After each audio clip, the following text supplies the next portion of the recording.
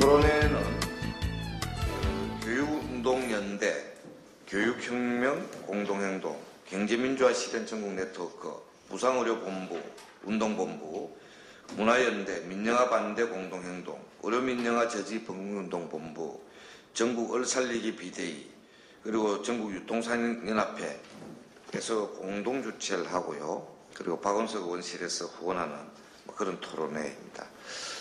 이 법안의 내용을 보면 한편으로는 괴물스럽고 한편으로는 굉장히 퍼석한 그런 법안이다. 이 내용. 굉장히 내용 얼핏 보면 굉장히 퍼석하게 규정되어 있는데 실제 그 효과는 괴물스러운 수준의 그런 엄청난 파괴력을 가져올 그런 문제다 이렇게 생각합니다.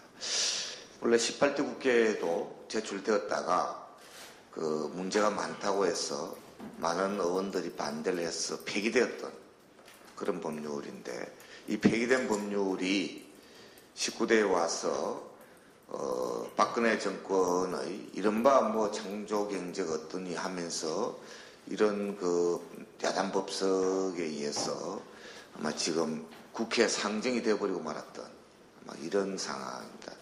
만일 아마 이 법이 강행 처리가 된다면 또는 통과가 된다면 말하자면 우리 사회의 공공영역이라고 합니까?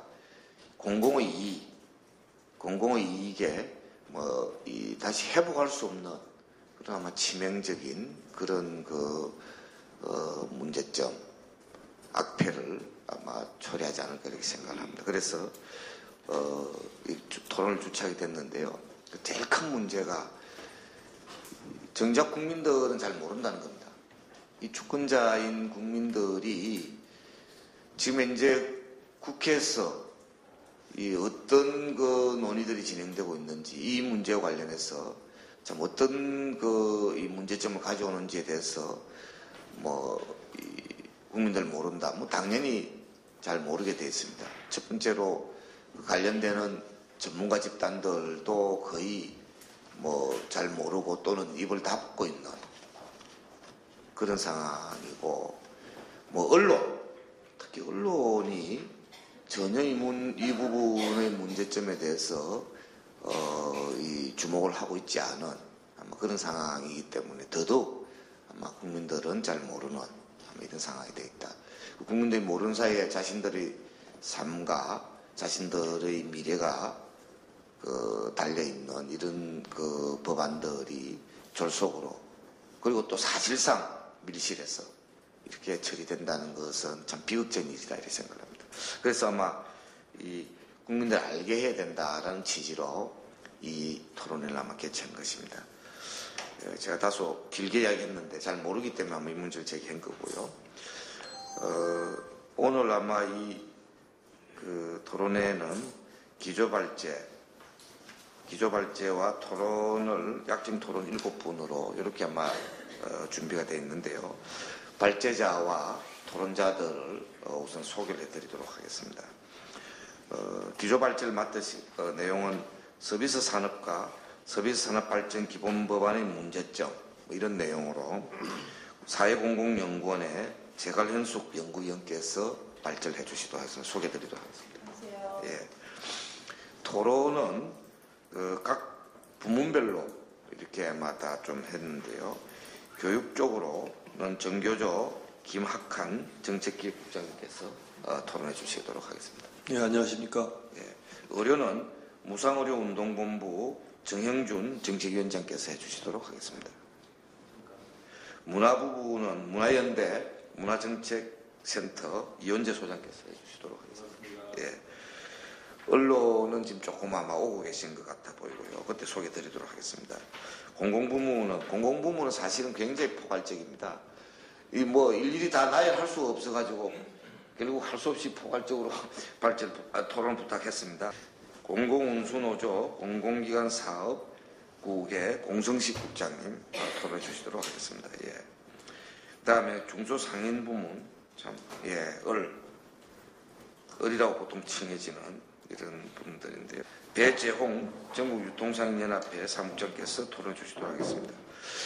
그리고 이 법 체계 내지 법률적 문제점에 대해서는 참여연대의 김남희 복지노동팀장께서 해주시도록 하겠습니다. 예, 뭐 변호사시기도 합니다. 예. 자, 이 전체 발제와 토론은 기조 발제는 20분, 그리고 토론은 10분 이내로 이렇게 좀 해주시면 좋겠습니다. 그리고 나서 종합 토론하는 것으로 이렇게 진행하도록 하겠습니다. 우선 제가련숙 박사님께서 기조 발제해 주시도록 하겠습니다. 네, 오늘 기조 발제를 맡게 됐는데요. 작년하고 올해 한 2차례 정도 국회에서 관련 법안에 대한 토론회가 있었고, 그 토론회 때는 의료 교육 중심으로 사실 이제 의료 영리화가 많이 국가의 의지대로 추진이 되면서 그런 입장에서 이 법에 대한 분석, 문제점 이런 것들이 많이 이야기가 됐었습니다. 그래서 오늘 저는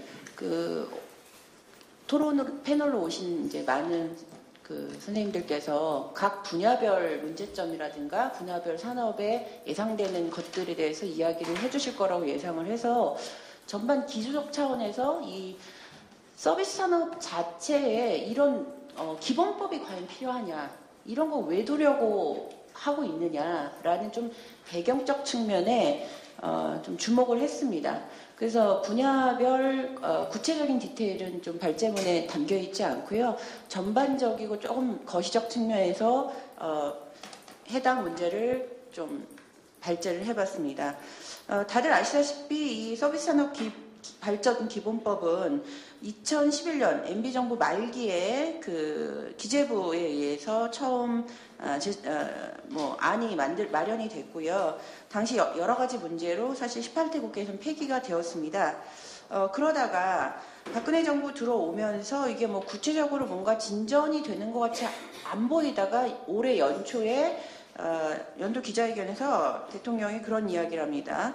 보건의료, 교육, 관광, 금융, 소프트웨어 이거 다섯 가지를 5대 유망 서비스 산업으로 주목을 하면서 서비스 산업 발전 기본 법안을 좀 연내에 처리할 수 있게끔 도와달라, 이런 또 압력을 넣었었습니다.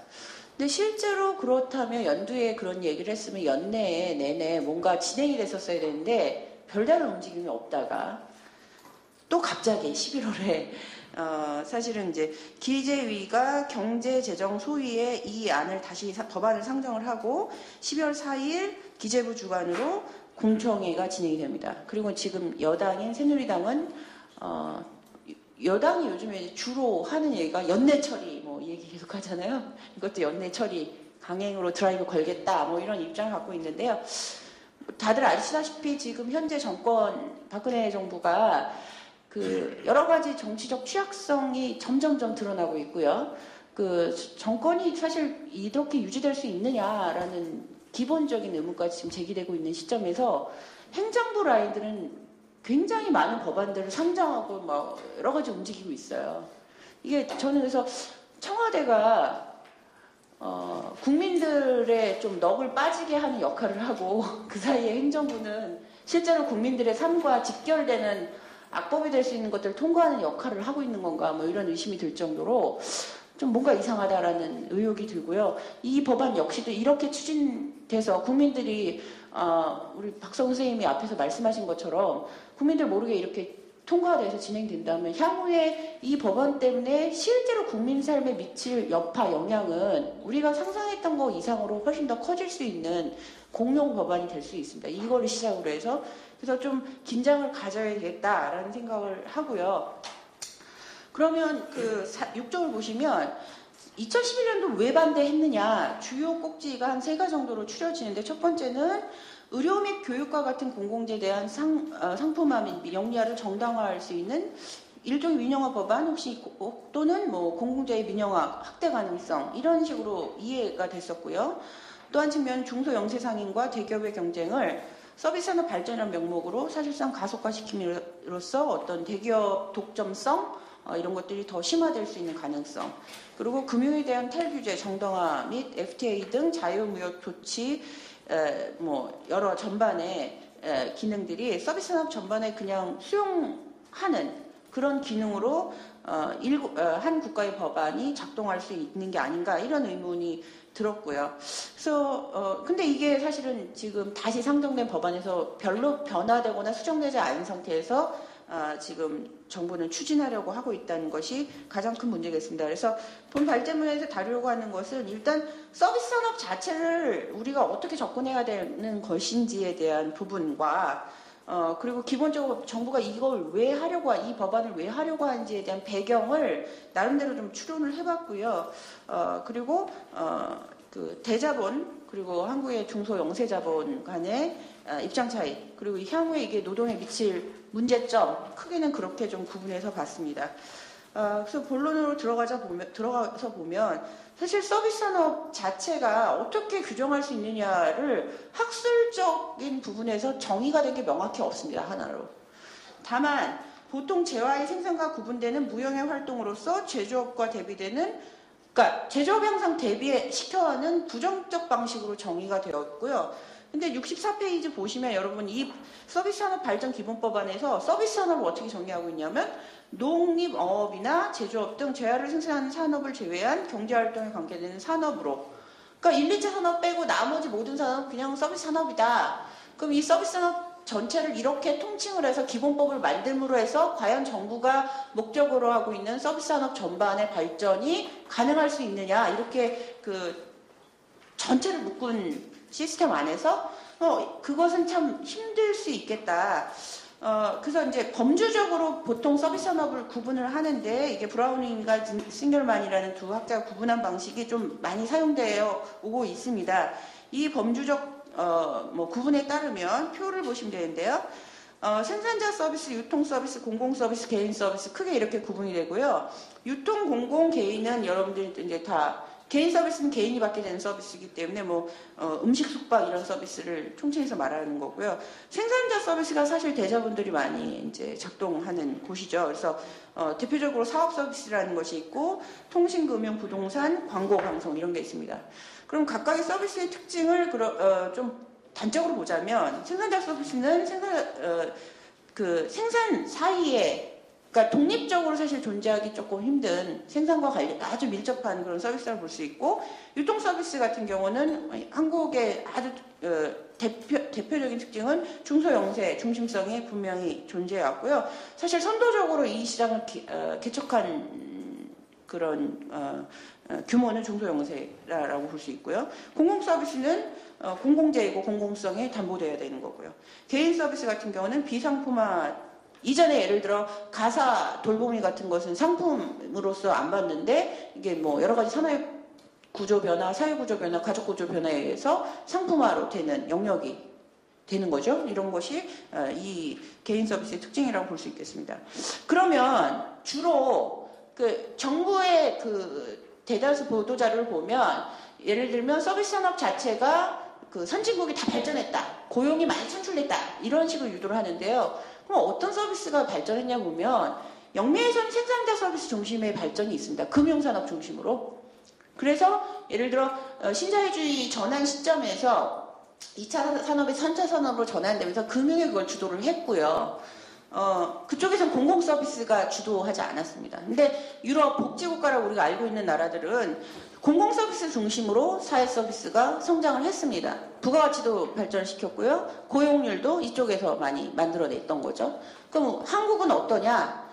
우리는 사실은 개인 서비스 중심입니다. 절대적으로 개인 서비스인데 왜 그러냐? 이게 다 2차 산업의 구조조정과 관계됩니다. 다들 아시겠지만 IMF 구조조정 이후에 그 해고의 완화 그리고 불안정 고용의 증대 등등에 의해서 이따 보겠지만 그 대자본들이 지금 주장하고 있는데 한국의 개인 산업, 유통 및 유통 서비스 이쪽이 너무 경쟁력이 떨어진다는 얘기를 해요. 그래서 경쟁력이 떨어진 가장 큰 이유는 진입 장벽이 낮고 구조조정된 대다수의 사람들이 이 시장에 들어옴으로 해서 굉장히 경쟁은 심화됐지만 서비스가 발전되지 못한 한계가 있기 때문에 구조조정해야 된다는 얘기를 합니다.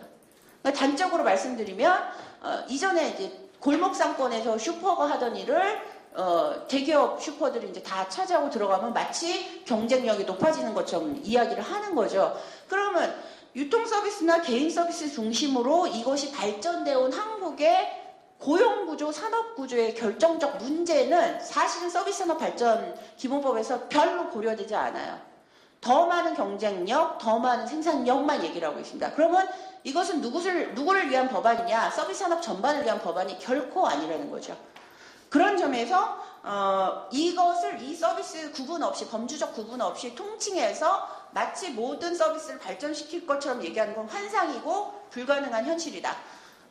오히려 한국 사회가 향후에 어떤 서비스 산업을 중심으로 고용을 유발시키고 부가가치를 생산할 것이냐, 이거에 대한 이야기가 필요한 건데 사실 그 얘기가 없어요, 법안 안에서는. 그래서 좀 그런 문제 제기를 하고 싶습니다. 그래서 8쪽을 보시면 금융의 세계화 화살표 부분입니다. 세계화 이후 자본의 새로운 축적 체계로 서비스 발전 산업을 볼 수 있는데요.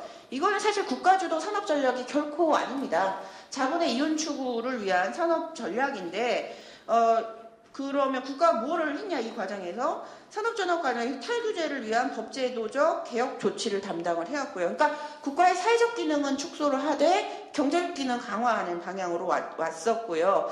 그래서 민영화되는 부분에 대해서 백석 교수 같은 경우는 공공영역이 신자유주의 이전까지 상품화 추세로 보호되어 왔던 측면이 있는데, 이게 사실 신자유주의 이후부터 우리가 계속 경험하고 있듯이 비효율성으로 상정되면서 이제 사유화되고 영유화되는 대상으로 되었죠. 또한 이제 슈네라는 프랑스 학자 같은 경우는 어떤 주장을 하냐면, 공공서비스 상품화가 적극적으로 추동되면서 공공서비스 영역은 더욱 자본의 통제에 포섭되고 있다고 분석하고 있습니다. 그럼 이제 우리가 조금 우려해야 될 것은, 서비스 산업의 전환과 신자유주의는 가장 큰 축에서는 공공서비스를 탈상품화 어떤 영역에서 상품화를 유도해왔고, 노동력에 대한 보다 강력한 통제를 사실상 노동의 질 하락 측면에서 주도를 해오는 게 있습니다. 그래서 법안에서 읽어낼 수 있는 건 많지 않습니다. 아주 간단한 기본법에서 읽어낼 수 있는 건 많지 않아서 이 법안이 갖고 있는 기본적인 이데올로기라든가 배경이라든가 정말 하고자 하는 게 뭔가를 좀 추론해 볼 수 있는 자료적 근거로, 기재부가 맨 처음에 그 2011년 11월에 그 제정안 만들기 전에 그해 5월에 한국법제연구원에 서비스산업발전기본법 제정안 연구라는 수탁과제의 결과물을 받게 됩니다. 이 수탁과제의 연구 결과 내용이 대부분 법안에 반영이 됐고요. 여기에서 담고 있는 서비스 산업에 대한 종합적인 어떤 생각이나 의견들이 사실 지금 기재부가 갖고 있는 생각이 아니냐, 우리 국가가 갖고 있는 생각이 아니냐, 이런 이제 추론을 해 보았습니다. 자, 이 보고서에서는 우선적으로 법안의 필요성을 다각적으로 설명하고 있는데, 첫 번째가 대외 개방과 국가 경제적 이익 확대를 위해서 대책이 필요하다는 주장을 강조합니다. 일단 다들 아시겠지만 대외 개방이 강력하게 지금 작동이 되고 있고요. 그럼 어떤 식으로든 10쪽 보시면 이제 한국에서도 이런 상황을 좀 준비를 해야 되는데, 부정적 요소보다 긍정적 요소를 확대시키기 위해서 과연 우리는 어떤 산업, 어떤 방식에 주목해야 되느냐. 그래서 이제 그 우려점으로 여기서 가장 강조하고 있는 게 뭐냐면, 규제 장벽 안에서 보호받던 기존의 비효율적인 산업의 생산은 사실상 감소될 거다. 그러니까 규제 장벽 자체에 대한 우려. 규제 장벽을 탈규제를 해줘야지 생산성이 생기고 경쟁력이 생겨서 생산성이 높아질 거다. 이런 이제 전제를 깔고 보고 있습니다. 그래서 제대로 이걸 준비를 한다면 긍정적이겠지만, 이거를 이제 준비하지 않은 국가들 같은 경우는 이런 우려를 합니다. 시장 확대 가능성을 오히려 상실시키고 비관적일 경우 국내 시장마저 잠식당할 결과가 올 거다. 그럼 이 법안이 갖고 있는 게 이러한 우려를 종식시킬 만한 발전 법안으로서 뭔가 가능성이 있느냐라는 걸 전 오히려 이 연구 결과에 대해서 이제 반론을 제기를 하는데, 사실은 잠식될 시장이 훨씬 더 많지 않겠냐라는 생각이 더 많습니다. 제 관점에서는. 그래서 전반에 대한 어떤 특별법에 대한 필요성을 이 연구 결과 보고서에서는 기존의 유형 제조업 중심으로 분류했던 그 산업별 분류 체계의 한계점을 먼저 구분을 했고요. 그 11쪽의 표 5에서 이제 기존이 제8차고요. 현행 제9차가 이게 이제 2007년 12월 28일 이후부터 이제 작동하고 있는 건데 이게 변화된 것들. 그래서 제가 아까 4가지 범주로 분류한 대로 한번 이제 각각의 서비스들을 분류를 해봤고요. 좀 더 세분하게 이익을 중심으로 산업을 지원하는 시스템이 필요하다라는 이야기고요. 두 번째는 FTA에 대한 대응인데 사실은 이제 서비스업에 대한 일반적 효과 자체를 이 이제 보고서에서 이제 여러 가지 측면에서 고민을 하고 있습니다. 그래서 12쪽 보시면 한국의 IT 및 인터넷, 이동통신, 의료 서비스, 문화 콘텐츠, 방송, 외식산업, 교통 및 물류, 유통업, 교육 등에서 이게 국제 경쟁력이 높이거나 높일 수 있는 가능성이 있다. 이 산업에 대해서 경쟁력을 높일 방안들을 우리가 찾아내지 못한다면 이제 금융회계 법률 등등의 부분도 발전하기 어렵다. 그러면 이제 위에 제가 줄표해 놓은 산업에 대해서 어떤 식으로든 발전시켜야 될 방안을 마련해야 되는 건데 이 방안 마련 자체가 특별법으로 어떤 지원이라든가 이런 걸 통해서 우선적으로 고려돼야 될 필요가 있다라는 강조를 합니다. 근데 실제로 EU나 미국이나 뭐 우리하고 FTA 체결하는 그 국가나 아니면 뭐 연합체들하고 이렇게 고려해 봤을 때 사실 그 경쟁력이 한국의 서비스 산업 경쟁력이 높지 않습니다. 최근에 오늘이죠. 이케아가 광명에서 지금 오늘 개업하는데요. 저는 이게 이제 하나의 사례로 우리가 볼 수 있는데 이케아의 그 경쟁력을 한국에 어떤 지원으로 이거를 극복을 할 수 이게 들어왔어요. 이케아가. 예를 들면 그 유럽에 여러분들이 이제 그 혹시 여행을 가셔서 유심히 보시면 아실지 모르겠지만요. 이케아 말고 다른 가구 보기가 힘들어요. 다른 가구는 아주 고급스러운 가구 있죠.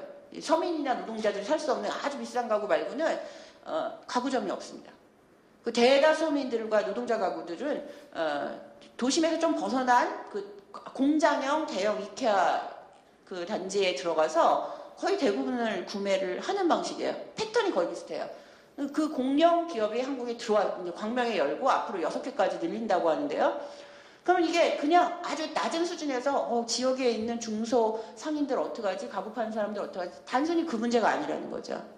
이미 거대 자본을 갖고 서비스 산업에 그 이케아가 갖고 있는 건요. 그 생산자 서비스뿐만 아니라 유통, 개인 서비스까지도 가능한 자본력입니다.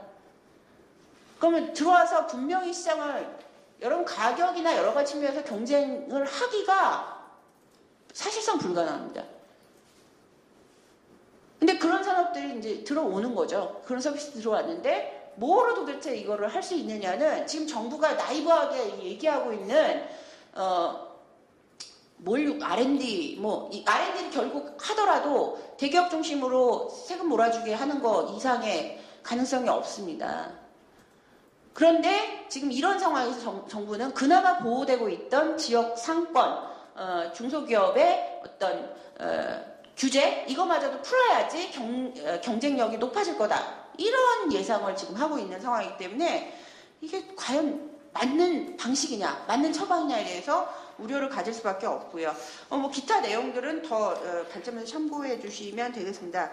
그래서 14쪽 보시면 결국 이제 이러한 그 법제연구원의 안들이 서비스 산업 발전법에 거의 다 녹아 들어 있고요. 법안 자체가 갖고 있는 우려점에 대해서 몇 가지 그 말씀을 드리면 그 넘어가기 전에 15쪽 잠깐 보시면 이 연구 결과에서도 어떤 지적을 하고 있냐면요. 15쪽 3 동그라미 3을 보시면 예를 들면 교육의료 등 주요 추진 지원 법안 내용에 대해서 특례 규정을 신설하고 타법보다 동법을 우선 적용하는 방안을 검토해야 된다. 무슨 말이냐면 이 공공성을 갖고 있는 부분들은 사실은 국민이나 사회적으로 훼손되지 않는 범주에서 다른 일반 법보다 우선적으로 좀 고려를 해야 된다라는 얘기를 담고 있어요. 이 안에서는 고려해야 될 사항으로. 근데 그 기본법 안에서는 이거 자체가 굉장히 좀 무력화되는 상황이고 지난 2년 동안 의료 영리화를 추진한 정부의 여러 가지 그 기조를 봤을 때는 우선적으로 고려가 결코 되지 않고 있는 상황이다라는 것을 확인할 수 있습니다. 자, 그래서 법안의 주요 내용은 다들 아실 것 같아서 넘어가도록 하고요. 문제점 17쪽을 보시면 첫 번째는 그 서비스 산업의 범죄적 특별성을 무시했다. 그래서 범죄적 특별성을 무시해서 발생할 문제에 대해서는 제가 아까 4가지 범죄를 말씀드리면서 좀 설명을 했고요. 두 번째, 자유무역 체제에 대응할 수 있는 가능성이 과연 있는 것이냐. 별로 그렇게 보이지 않습니다. 결국은 이거는 국내 대자본뿐만 아니라요. 저는 금융이라든가 방송 콘텐츠라든가 기타 국제적으로 대자본이 이미 발전되어 있는 산업은 국내적 국제적 자본 구조조정에 들어갈 것이다. 그렇게 되면 이건 노동에게 직접적인 일자리, 실업의 문제로 다가올 것이고요. 국내 산업은 사실 일부 몇 가지 그 산업 말고는 잠식되는 구조가 되죠. 대표적으로 방송 쪽 같은 폭스사 같은 경우는 전 세계를 거의 다 수십 가지 채널을 갖고 전 세계를 호령하는 이런 방송사인데, 한국의 예를 들어 방송 콘텐츠나 문화 기타 한류가 지금 좀 과대평가되는 부분이 있는데 과연 어떤 것으로, 저는 자본력이라고 생각하는데요.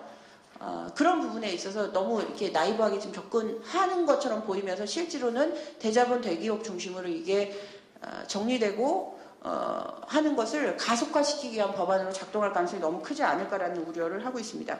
세 번째는 탈규제 만능주의하고 나쁜 일자리 창출이 정당화될 수 있다. 규제는 무조건 악이라고 얘기했는데요. 예를 들어 산업별로 규제가 발전을 발목 잡는 게 있겠죠.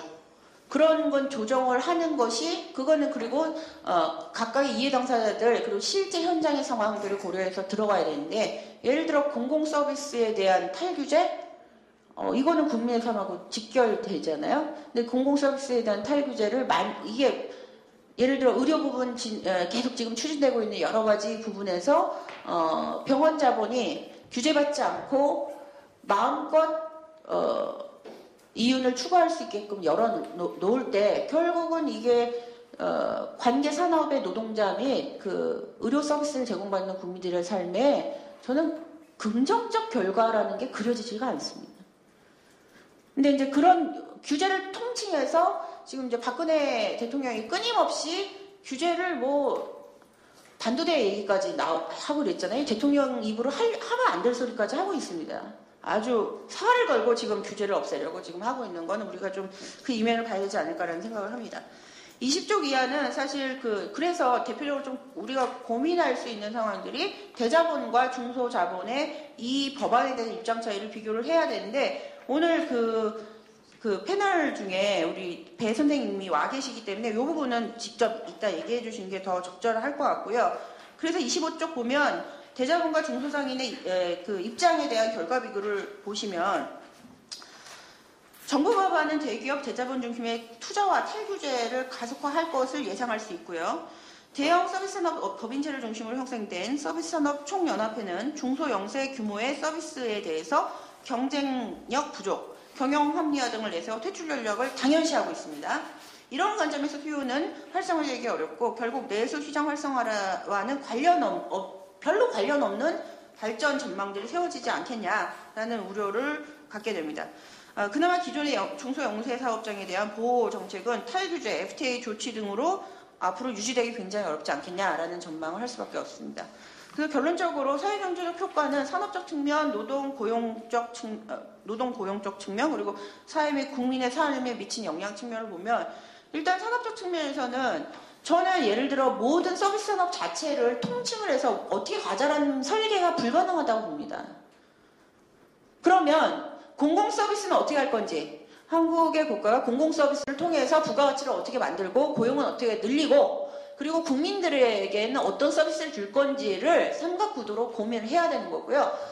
생산자 서비스 같은 경우는 이거는 이제 자본이 들어와 있는 곳이고요. 생산자 서비스, 유통 서비스 부분에서는 그러면 대기업 중심으로 대자본 중심으로 이거 구조조정 할 거면 그거에 따른 사회적 비용이나 해당 노동자들 그리고 해당 이해 당사자들에 대한 부분들을 어떻게 할 건지에 대한 사실 그것을 대책으로 내놔야 되는데 그런 고민이 없죠.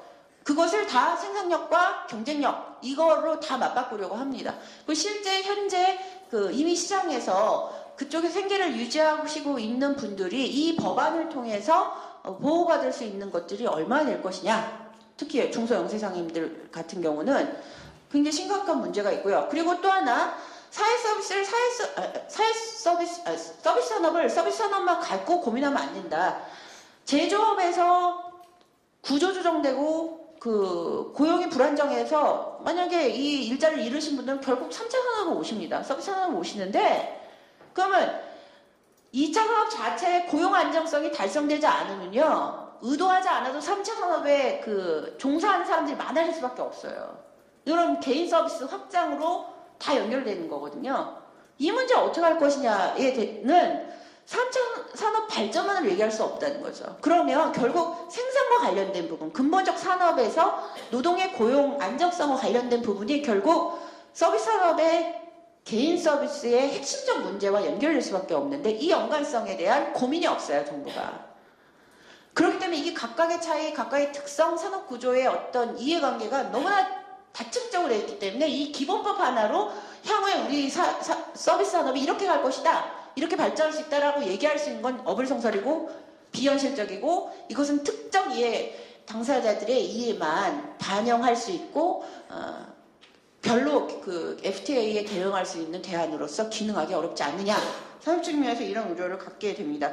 고용 노동 측면도 뭐 맞붙여 말씀드렸지만 어쨌든 저는 정부가 주도해서 뭔가 일자리를 만들겠다라고 얘기하는 거 굉장히 불안하고요. 일자리 수는 늘어납니다, 분명히. 근데 결국 GNI, 국민 총생산 증대하고 상관없는 나쁜 일자리, 빈곤한 일자리만 만들어지기 때문에 좀 아까 말씀드리라고 연결시켜서 말씀드리면 2차 산업 지금 뭐 중규직 얘기까지 나오고 고용 안정성 확 떨어뜨려서 그럼 다 3차 산업으로 넘어오시잖아요. 이 넘어오신 분들이 그럼 좋은 일자리 얻을 수 있는 가능성 굉장히 낮죠. 이런 식의 방안은 굉장히 문제가 있다. 그리고 끝으로 사회 및 국민 삶의 질 향상 측면에서는 결국 이제 서비스 공공성, 공공 서비스 자체를 전체 일반적 시장에서 다뤄지는 상품과 똑같이 다루려고 하는 이 의도성에 대해서 그리고 이게 열려짐으로 해서 자본이 좀 더 이 공공재를 통제하는 영역이 강해지고 확장된다면 그러면 국민들의 가장 기본권이라고 얘기할 수 있는 생명이라든가 우리가 사회권 계속 얘기해왔는데 이런 사회권이 시장에서 거래되는 방식으로 가는 것이 국민의 삶의 질과 좋냐. 그러면 고용에서는 일자리는 계속 안 좋아지고 소득은 떨어지고요. 사회적 그 보호는 없는 거예요. 국민들 어떻게 살라고 하는 건지 정말 답이 안 보입니다. 그래서 굉장히 우려가 크고요.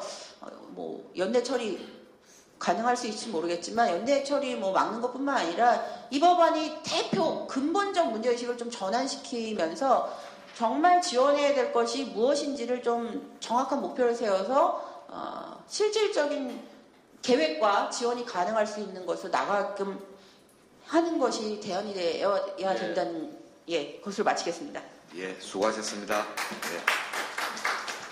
한마디로 서비스 산업 발전 기본법이라고 이름이 되어 있지만 내용은 서비스 산업 재벌화 기본법 정도가 아마 되지 않을까. 서비스 산업 초국적 자본화 기본법 이렇게 될 겁니다. 그래서 굉장히 그 양도구역이다 이렇게 아마 볼 수 있겠다 이렇게 생각합니다.